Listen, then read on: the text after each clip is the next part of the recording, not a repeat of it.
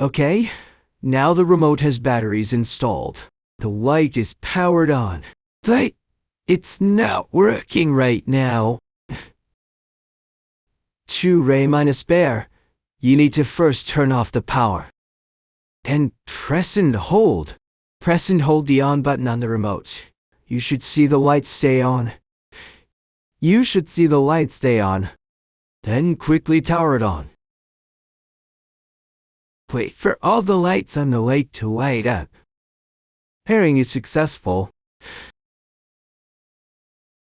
Now you can control it.